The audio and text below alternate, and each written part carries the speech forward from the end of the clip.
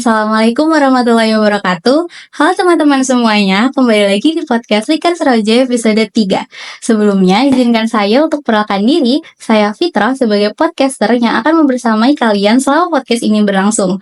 Saat ini, saya merupakan mahasiswi semester 2 di Prodi Psikologi. Di episode kita kali ini, kita akan berbicara tentang luka yang tidak terlihat di tubuh, tapi menetap di dalam jiwa. Judul podcast episode 3 kali ini adalah luka yang tak terlihat dampak psikis kekerasan pada perempuan. Kekerasan tidak selalu meninggalkan lebam atau luka fisik. Ada juga bentuk-bentuk kekerasan yang senyap dalam kata-kata, sikap, bahkan kontrol emosi yang meninggalkan trauma berkepanjangan. Nah, untuk menggali lebih dalam tentang isu ini, kita kedatangan narasumber yang luar biasa. Beliau adalah sosok yang sangat dekat dengan para korban kekerasan, sering mendampingi korban secara langsung dan aktif menyuarakan pentingnya pemulihan mental. Langsung saja kita sambut Ibu Andayani SIPMSW, perwakilan dari Pusat Layanan Terpadu UIN Sunan Kalijaga. Halo Ibu, sebelumnya terima kasih karena telah berkenan hadir dalam podcast episode kita kali ini. Bagaimana nih Bu kabarnya sekarang? Alhamdulillah Mbak Fitro dari Lingkar Seroja, pastinya terima kasih. Saya sampaikan, saya dari Pusat Layanan Terpadu Pencegahan dan Penanganan Kekerasan Seksual di UIN Sunan Kalijaga di Jakarta. Alhamdulillah, kami senang sekali bisa mengobrol langsung bersama Ibu, apalagi topik kita hari ini sangat penting dan kadang masih tabu untuk dibicarakan. Banyak sekali perempuan yang mengalami kekerasan, tapi tidak tahu kemana mereka harus bercerita. Atau bahkan mereka tidak sadar bahwa yang mereka alami adalah bentuk dari kekerasan. Maka dari itu, semoga obrolan kita hari ini bisa membuka ruang untuk membuka mata, hati, dan kesadaran bagi kita semua. Baik Ibu, sebelum kita masuk ke topik yang lebih dalam, saya ingin tahu pandangan dari Ibu dan juga sebagai pendamping korban, bagaimana Ibu melihat isu-isu yang saat ini terjadi, yaitu kekerasan khususnya terhadap perempuan dari sisi psikologis dan sosial yang seringkali tidak terlihat. Baik, mungkin perlu kita definisikan dulu ya apa itu kekerasan seksual. Jadi kekerasan seksual adalah suatu perilaku yang ditujukan kepada korban, di mana korban sebenarnya tidak menginginkan ya, atau tidak bisa menyampaikan penolakannya ya. Perbuatan atau perlakuan itu berkonotasi seksual dan merugikan ya, baik dari fisik, psikologis, misalnya sosial maupun ekonomi seperti itu. Nah, bagaimana saya melihatnya ya, pastinya kita melihat kekerasan dan pelecehan seksual itu sangat berbahaya ya. Seperti kata Mbak Fitro tadi kan, mungkin secara fisik bisa kita sembuhkan dengan cepat ya, dalam tanda petik ya, maksudnya relatif kalau yang namanya fisik kan bisa disembuhkan gitu ya. Tapi kalau yang namanya psikologis, psikis itu kan cenderung menetap kalau tidak ada healing gitu ya. Dan untuk membongkarnya tidak gampang ya. Jadi kalau secara fisik kan kelihatan tuh. Jadi kalau luka ya diobatin gitu kan. Kalau memar mungkin diberi anti lebam dan seterusnya. Tetapi kalau secara psikologis, secara psikis itu cenderung di dalam, tidak kelihatan, dan bahkan untuk orang-orang tertentu mungkin ada denial ya, ada penolakan untuk mengakui karena stigma yang terlalu besar, takut gitu ya, dan seterusnya. Dan berarti untuk mengurai dan mengungkapkannya kan juga tidak gampang juga. Jadi memang itu merupakan tantangan dan saya rasa itu sangat penting untuk kita kupas hari ini ya. Baik Ibu, betul banget. Kadang kita terlalu fokus pada hal-hal yang tampak seperti memar atau luka fisik. Padahal banyak korban yang hidup dengan rasa takut, bingung, dan bahkan menyalahkan dirinya setiap hari. Oke Bu, kalau dari pengalaman Ibu sendiri saat mendampingi korban kekerasan, seperti apa bentuk-bentuk luka psikologis yang sering Ibu temui? Apa yang biasanya mereka itu rasakan ya Bu? Baik, yang mereka rasakan itu pastinya trauma ya. Trauma itu kan dari bahasa Yunani, artinya luka batin gitu ya. Karena mereka memang mengalami luka ya, yang itu tadi tidak gampang disembuhkan, tidak selalu terlihat, bahkan ada yang juga nggak sadar gitu ya, direpresi dan seterusnya. Nah, kebanyakan dari mereka mengalami trauma ya, dan trauma itu kan ciri-cirinya ada banyak ya. Yang pertama, dampaknya adalah adanya intrusif memori ya, memori yang terganggu gitu kan, jadi ada flashback, tiba-tiba ketakutan, ingat sesuatu, mungkin kalau di kasus yang saya tangani, misalnya ada korban itu dia takut ngelihat motor di kampus karena motornya itu mirip dengan motor si pelaku. Padahal kan yang namanya motor kan banyak banget ya nanti samanya. Nah, itu pastinya sangat mengganggu ya, tiba-tiba ketakutan, teringat, dan tidak hanya dengan barang-barang yang kelihatan, bahkan dengan bau-bau itu juga bisa, Mbak, dengan bau, dengan eh, mungkin bayangan-bayangan yang tiba-tiba datang di memori itu juga bisa. Nah, kemudian selain ada flashback, ada mimpi buruk, juga mereka bisa mengalami yang namanya apa depresi ya. Depresi itu luar kesedihan yang luar biasa, kemudian loss of interest ya. Jadi kehilangan minat dari hal-hal yang dulu mungkin mereka sukai, kemudian ada situasi di mana hopeless ya, merasa putus asa, kemudian nggak ada yang bisa menolong gitu kan. Dan keinginan untuk bunuh diri juga bisa menjadi ciri-ciri depresi yang parah. Nah, kemudian selain apa yang saya sebutkan tadi, yang namanya trauma bisa menyebabkan perilaku menghindar ya, perilaku menghindar atau avoidant behavior. Tadi mungkin karena mereka mengingatkan sama trauma mereka tadi, atau juga karena mereka biasanya banyak ya, nggak semua ya, banyak yang mengembangkan atau mengalami minder gitu kan, minder. Nah, karena minder nggak berani ketemu orang, mungkin takut ditanya, dan nggak ditanya pun mereka biasanya sudah punya ketidakpercayaan diri gitu, yang ngerasa semua orang kayak menghakimi, tahu, dan seterusnya. Itu kan tidak gampang. Biasanya mereka banyak yang menghindar, perilaku menghindar atau menarik diri dari lingkungan sosial. Nah, itu yang tidak gampang. Belum lagi perasaan seperti self blaming ya, menyalahkan diri sendiri gitu ya. Ya, salahnya juga aku ya, kenapa dulu aku dekat sama dia. Padahal yang namanya kekerasan kan dia korban, korban ya korban, pelaku yang salah kan gitu. Tapi karena ada budaya misalnya ya, ada stigma di mana seringkali korban itu malah menyalahkan dirinya sendiri, itu Mbak. Rasanya miris banget ya Bu, karena luka-luka seperti itu nggak kelihatan tapi sangat menyiksa. Oke Bu, kalau kita lihat dari isu-isu kekerasan yang saat ini terjadi, seringkali muncul pertanyaan kenapa korban nggak langsung bicara, kenapa tetap bertahan dalam situasi yang menyakitkan, padahal jelas-jelas itu sudah menyiksa secara mental dan emosional. Menurut Ibu, apa alasan yang paling kuat kenapa para korban itu memilih untuk diam? Ya, mungkin saya jelaskan dulu Mbak, sebenarnya ada 4 respon ya. Bu. Yang pertama itu flight. Flight itu kan artinya terbang. Terbang, jadi korban tuh kabur ya, ketika ada situasi yang mengancam dia kabur. Tapi kan tidak semua orang bisa kabur kan, bisa jadi karena ruangan tertutup, terkunci, dan seterusnya. Yang kedua itu fight. Nah, itu kalau dia nggak bisa flight, dia akan fight. Tapi juga tidak semua orang pasti bisa fight. Tapi fight itu ketika dia harus bertempur atau dia harus melawannya. Ada yang bisa seperti itu.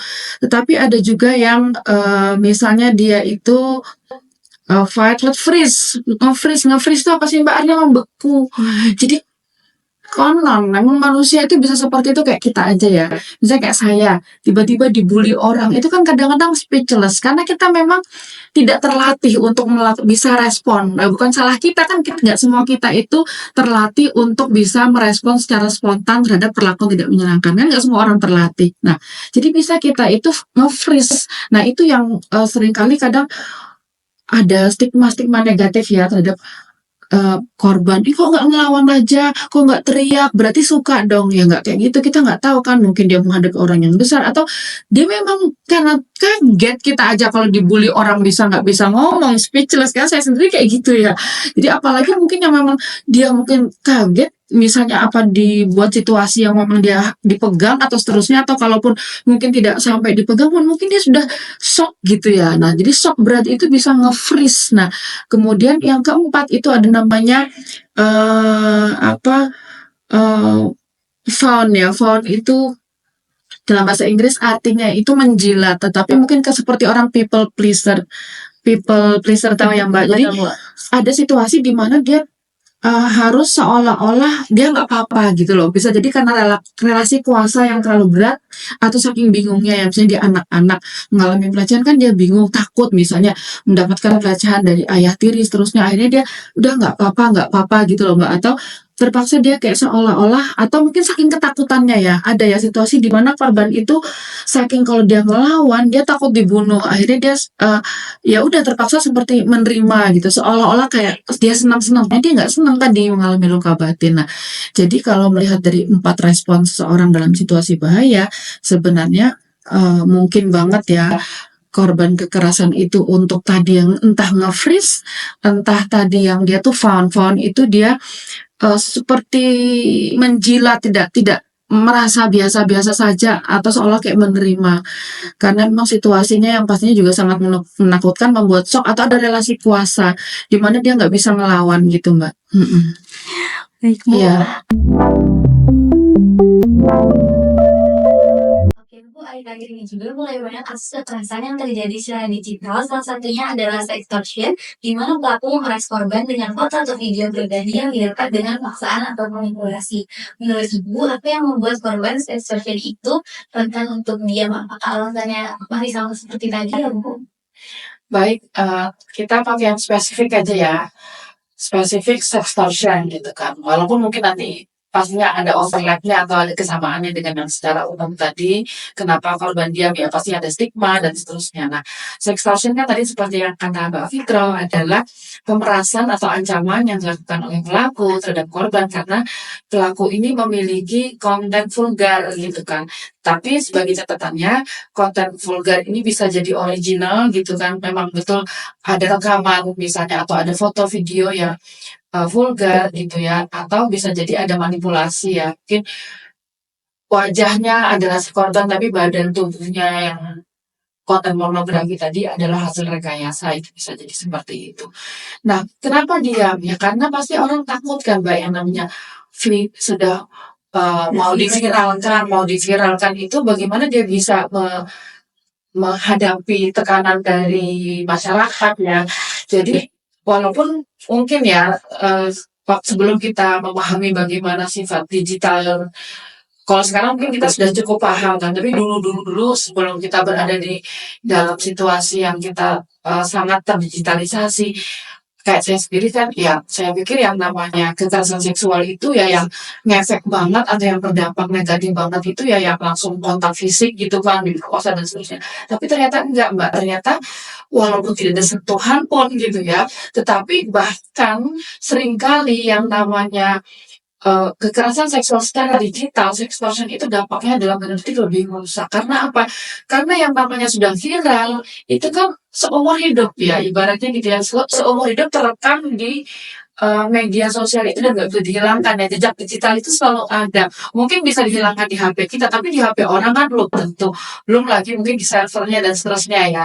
Jadi yang namanya sifat permanennya itu yang kuat itu yang membuat ternyata ketika itu dialami seseorang ya, walaupun itu fake sekalipun, mereka seringkali sangat ketakutan. Dampaknya seumur hidup. Kemudian yang kedua coverage-nya, jangkauannya itu kan bisa sampai seluruh dunia Kak, gitu loh. Sudah seumur hidup sampai ke anak cucu ibaratnya gitu ya. Belum lagi semua orang bisa tahu kapanpun, dimanapun gitu kan. Dan itu membuat orang jadi seringkali sangat ketakutan ya. Walaupun ketika ada korban-korban yang melapor, kita selalu mengedukasi atau memberdayakan harus dilawan karena itu kan rantai kekerasan. Ya memang kita pasti takut kan, bisa memahami ketakutan itu, tetapi kalau didiamkan gitu ya, dia akan terus diperas ya. Yang namanya pelaku itu biasanya sekarang meras 1.300.000, besok apalagi apalagi. Oke, hari ini nih konten kamu nih saya sebarkan, tapi hari kedua atau kali kedua dan seterusnya, ya nanti kamu kirimin lagi ya foto kamu yang ini atau ada pemanfaatan, selalu ada tuntutan untuk pemenuhan yang lebih lagi ya, namanya juga orang jahat ya, dia nggak akan puas dengan satu pemerasan seperti itu Mbak. Iya. Padahal jelas-jelas korban ini sedang dimanipulasi dan Iya, dipaksa untuk jadi yang salah itu bukan yang mengirim foto tapi yang menyalahgunakannya Iya. ya Bu. Baik Bu. Oh iya Bu, kalau ada teman atau kerabat yang cerita pernah mengalami kekerasan, apa hal yang paling penting yang bisa kita lakukan sebagai pendengar pertama ya Bu? Ya yang bisa kita lakukan pastinya unconditional positive regard ya. Jadi penerimaan positif tanpa syaratnya, bahwa ya kita emang mendengarkan dari cerita dia, dari sudut pandang dia, dari pengalaman dia gitu kan, yang dia tahu, dia yang lebih tahu, dia yang mengalami. Kita pendengar yang baik seperti kata Mbaknya tadi, kita sebagai good listener, kemudian kita mengkondisikan, memfasilitasi ruang yang nyaman bagi dia untuk cerita ya.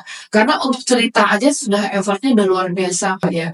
Berani cerita aja udah jempol banget gitu kan. Karena banyak di antara mereka itu yang mungkin tadi takut, ketakutan, takut disalahkan. Jadi kalau ketemu dengan pendengar yang menyalahkan, bukan pendengar yang baik, yang menghakimi, itu ibaratnya gitu ya, kata korban sendiri seperti mengalami perkosaan kembali, seperti seolah mengalami menjadi victim berkali-kali berulang-ulang gitu ya, menceritakan yang sudah susah disalahkan lagi gitu ya. Jadi pastinya yang pertama kita harus mendengarkan perspektif dia, pengalaman dia tanpa menghakimi kan, karena betapa susahnya untuk bisa cerita itu yang pertama Mbak. Terkadang orang hanya butuh seseorang yang percaya padanya, yang bukan untuk dihakimi atau dikasih hati panjang lebar, tapi cukup untuk didengarkan. Jadi sesederhana menjadi pendengar yang baik itu sudah menjadi awal proses pemulihan ya Bu. Betul. Tapi sebenarnya mendengarkan yang baik itu juga gak gampang loh Mbak. Iya kan, maksudnya itu skill juga ya, apalagi kalau Mbaknya psikologi kan, karena saya dari ilmu kesejahteraan sosial kan, kita juga tahu yang namanya counseling itu ternyata listening skills itu ternyata nggak otomatis ya, karena kita punya telinga, kita punya organ pendengaran, kita otomatis bisa dengar. Oke, dengar yang artinya dengar sambil lalu, hearing ya kalau dalam bahasa Inggris bisa, tapi listening itu kan dengar yang konsentrasi, dengar yang menyimak, apalagi dengan unconditional positive regard, penerimaan tanpa syarat. Kalau tanpa syarat ya udah, nggak ada syarat apapun, syarat harus benar, syarat harus baik, nggak ada gitu kan syarat menurut kita, tapi apa adanya dia gitu. Itu ternyata perlu kita latih ya, bagaimana kita tuh harus punya comfort level, harus punya tingkat kenyamanan untuk mendengar apa saja, bahkan hal-hal yang mungkin tidak biasa, dan harus bisa percaya. Dengan kalian membangun kepercayaan kan berarti kita harus punya sikap-sikap empati, dari tidak menghakimi, kemudian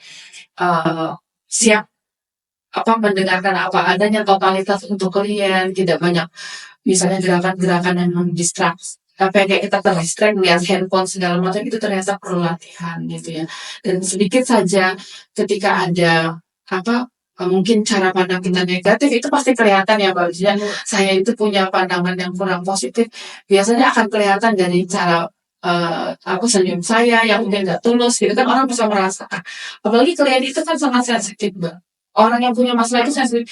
Kalau sejauh-jauh ya kita refleksikan, kita kalau lagi marah sensitif ya, pasti kita sensitif ya. Kita lagi sakit gigi aja kita sensitif ya, atau kita lagi capek. Apalagi orang yang mengalami pelecehan seksual, peristiwa yang luar biasa seperti itu, dia akan sangat sensitif ya. Maksudnya dia bisa merasakan gitu bagaimana penerimaan orang terhadap dia gitu ya.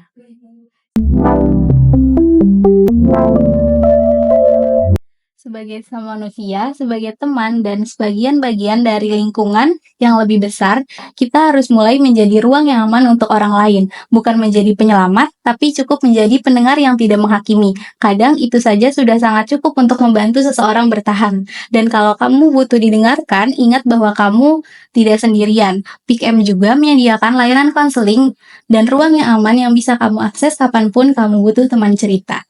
Oh iya Bu, kalau ada korban yang akhirnya memberanikan diri untuk mencari pertolongan, seperti apa proses pemulihan yang mereka jalani? Dan apa peran pusat layanan terpadu dalam mendampingi mereka? Dan mungkin bisa dijelaskan juga Bu, sebenarnya apa itu pusat layanan terpadu dan bagaimana layanan ini bisa diakses oleh mahasiswa yang membutuhkan?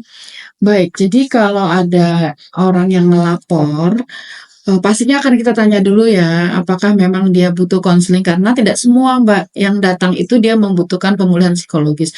Jadi seringkali yang datang itu bukan dalam situasi krisis ya. Situasi krisis itu ketika dia harus ditolong saat itu juga, yang dimana dia sangat ketakutan dan seterusnya ya. Jadi situasi kegawat daruratan lah ibaratnya gitu. Nah itu tidak semua kayak gitu. Ada juga yang datang itu setelah dia cukup stabil. Nah dia ingin menuntut hak-haknya misalnya gitu ya, ingin agar ada sanksi akademik, sanksi administrasi gitu kan, atau dia DO dan seterusnya misalnya gitu ya, dia menjadi korban kekerasan seksual atau pelecehan seksual berat. Nah jadi kita kan harus sesuai dengan apa nih yang diinginkan oleh klien atau korban gitu Mbak ya. Itu yang pertama. Yang kedua, kalau memang dia butuh pemulihan psikologis ya kita punya ada psikolog, ada juga pekerja sosial ya. Kemudian kalau dari sisi agama juga kita punya konselor-konselor agama. Jadi pastinya akan kita tanyakan dulu apa yang dia butuhkan. Nah, korban bisa datang langsung, bisa juga menghubungi hotline gitu kan. Ada WA official-nya PLT, kemudian juga bisa juga melewati website PLT juga ada formulir pengaduannya di situ ya secara online. Kemudian bisa juga ditemani atau kadangkala ada yang bukan korban langsung tetapi temannya atau keluarganya sebagai saksi karena sesuatu hal mungkin korban belum berani ya itu bisa juga yang datang tuh tidak harus korban langsung itu bisa. Nah, apa yang kita lakukan tadi yang pertama pastinya kita mengassessment dulu sih apa sih kebutuhan dia, apa yang dia inginkan dan kalau dia butuh pemulihan psikologis dan sosial kita kawan-kawan di sana staf yang bisa mendampingi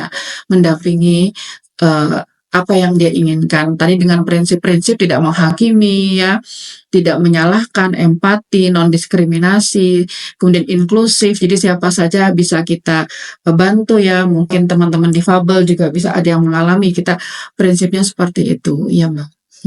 Terima kasih banyak ya Bu, penjelasannya sangat memberikan pemahaman baru. Ternyata proses pemulihan itu bukan hanya soal waktu, tapi juga soal adanya dukungan yang aman dan tepat sasaran. Kehadiran pusat layanan terpadu benar-benar menjadi ruang yang aman dan sangat penting, terutama bagi teman-teman mahasiswa yang berjuang dalam diam. Nah, sebagai tambahan informasi juga, buat teman-teman yang mungkin masih ragu untuk langsung datang ke pusat layanan terpadu atau butuh teman cerita terlebih dahulu, di PIKM juga ada layanan konseling. Kita di PIKM terbuka dan siap menjadi pendengar pertama bagi siapapun yang membutuhkan, tentu dengan menjaga kerahasiaan dan tidak menghakimi. Jadi jangan ragu untuk mencari bantuan karena kalian gak sendirian. Oh ya Bu, dari semua cerita dan penjelasan Ibu hari ini, rasanya kita jadi sadar bahwa keberadaan ruang yang aman itu sangat krusial untuk para korban. Sebelum kita tutup podcast ini, apa ada pesan dari Ibu untuk para korban yang mungkin sedang mendengarkan ini? Ya, tadi ya, jadi pasti kita ingin korban itu jangan diam, walaupun kita juga menghargai privasi, kesiapan ya. Bisa jadi ada korban yang mungkin masih takut gitu kan, tetapi harapan kita mendorong semua korban itu untuk berani speak up. Karena tadi akan terjadi rantai kekerasan ya, bisa jadi pelaku itu akan mengulang kembali tindak kekerasan karena merasa selama ini tidak ada sanksi buat dia gitu ya, bahwa dia bisa gentayangan, dia bisa mengulangi karena orang takut, malu dan seterusnya. Nah, jadi kita ingin memutus rantai kekerasan dan ada efek jerah kan pasti gitu ya Mbak. Tapi sekali lagi kita juga menghormati pilihan dari korban karena itu kan tidak gampang ya, dan yang bisa merasakan dampaknya adalah korban itu sendiri. Masya Allah luar biasa sih Bu. Terima kasih banyak Bu atas penjelasannya dan ilmunya dan dedikasinya selama ini untuk mendampingi para korban. Dan buat kamu Sobat Pikem atau yang sedang mendengarkan podcast ini, kalau kamu atau orang terdekatmu sedang mengalami kekerasan, ingat bahwa kamu tidak sendirian. Pusat Layanan Terpadu UIN Sunan Kalijaga bisa menjadi tempat pertama untuk menjadi pemulihan pertamamu. Kalau bisa, kamu langsung datang ke kantor Pusat Layanan Terpadu atau mengakses mereka lewat media sosial. Terima kasih sudah mendengarkan episode kali ini. Semoga bisa menjadi pengingat bahwa luka batin pun layak untuk disembuhkan. Sampai jumpa di episode berikutnya. Jaga dirimu, jaga sekitar, karena setiap orang berhak untuk merasa aman dan dicintai. Wassalamualaikum warahmatullahi wabarakatuh.